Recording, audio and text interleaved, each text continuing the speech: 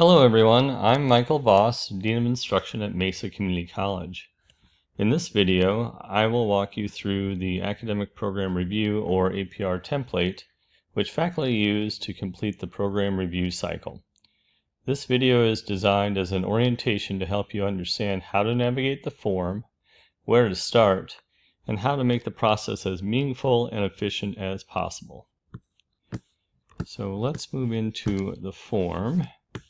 Move this slide out of the way.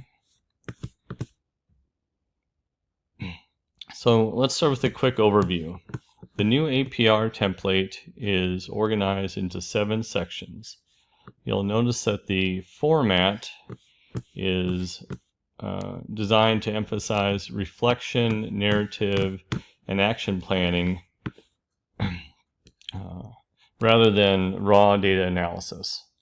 So throughout the form, you'll also see helpful prompts that guide your thinking, along with some yellow highlighted areas. I'll explain those in a moment.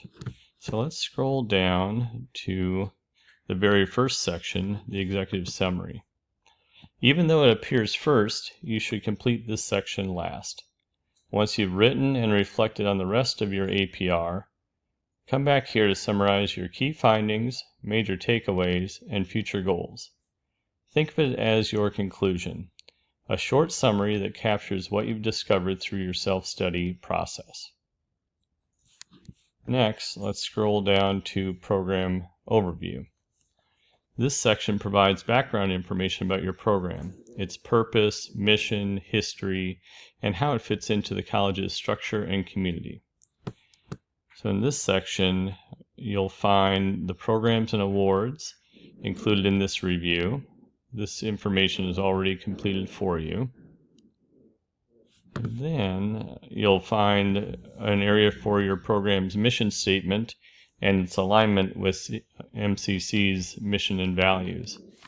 And finally, a summary of your curriculum and course sequencing. So in this area, you can include recent curriculum changes, how they address workforce or transfer needs, and any high-impact learning practices your program uses. This section helps readers unfamiliar with your area understand who you are and what you do. So next, let's move on to Section 3, Program Outcomes and Viability. This is where much of your data and analysis will live. This section has 4 major parts, 3A through 3D. And it's important to note that some of the portions will be completed later once institutional effectiveness provides the data and analysis. So let's start with 3A.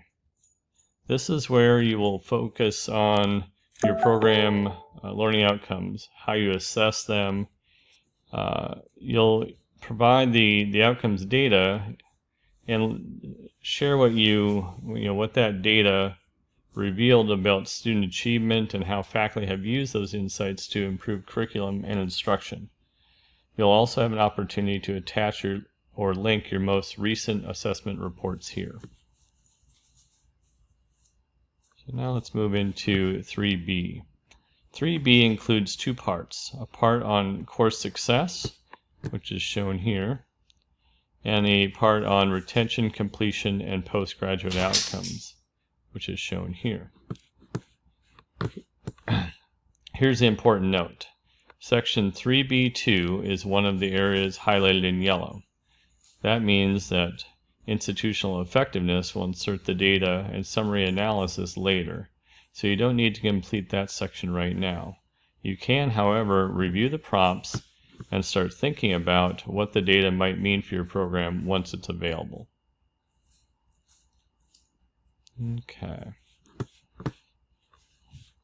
Moving on to 3C, this section focuses on how you've used Ad Astra and other tools to make scheduling decisions that improve access and student momentum.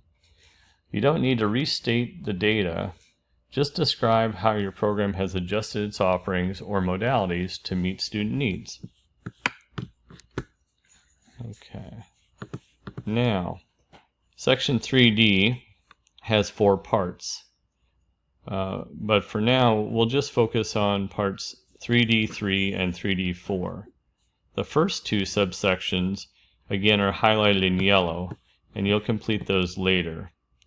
So when you see yellow notes, remember the data is forthcoming. You can skip ahead and continue your review. So we'll do that now. Now looking at section 3D3, that covers program threshold review, which ties directly to the annual threshold process that you may be working with your dean and chair.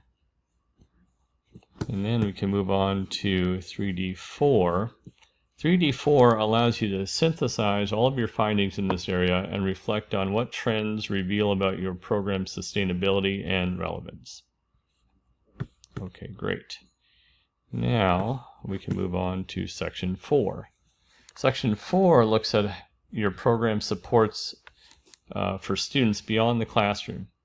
You'll describe how faculty connect students to enrollment and advising, academic support like tutoring or the Writing Center, wellness resources, and career readiness opportunities, including internships and employer connections.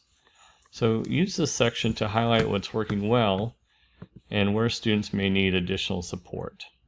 So you see all those sub areas right here. Okay, great. Section 5 focuses on your community and transfer partnerships. So you'll describe advisory boards, articulation agreements, dual enrollment, and any industry certifications connected to your program. Great. Now let's move on to, and I would say, actually it's important to mention, it's an opportunity to reflect on how all of these partnerships benefit students and where you see opportunities to strengthen those relationships. Okay, now let's move on to finance. So section 6 looks at the financial and the physical resources, things like equipment, facilities, staffing, ongoing costs. So consider whether your current resources are sufficient and sustainable.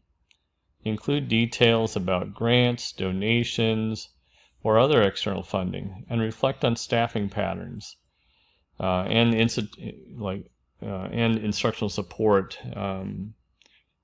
that help benefit your students. Okay, now finally, section 7. Section 7 is where you're going to pull it all together. So you're going to start with a SWOT analysis, listing your program's strengths, weaknesses, opportunities, and threats. Then, based on that analysis, you're going to develop 1 to 3 SMART goals for the next 1 to 5 years. So let's look at that area right here. So each goal should include specific actions or strategies, measurable outcomes or key performance indicators, a timeline, and a responsible person or team for that goal. Now, once your APR is submitted, your dean, chair, and the institutional effectiveness team will meet with you to formalize these goals and track them through the APR and assessment portal. Okay, so now what we'll do is we'll work on wrapping this video up. So let me switch back to a slide, and here we go. So some final tips and resources. Before we wrap up, let's remember that complete section 1, the executive summary, last.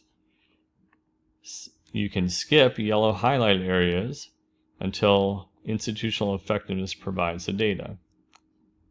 Very importantly, treat your APR as a self-study. It's an honest, reflective look at your program's story, achievements, and opportunities. And finally, reach out to Meta Alsobrook, MCC's assessment director, if you'd like guidance or regular support as you work through your APR this year. Meta and the IE team are here to help you interpret your data and keep the process manageable. So thank you for taking the time to engage in this important work.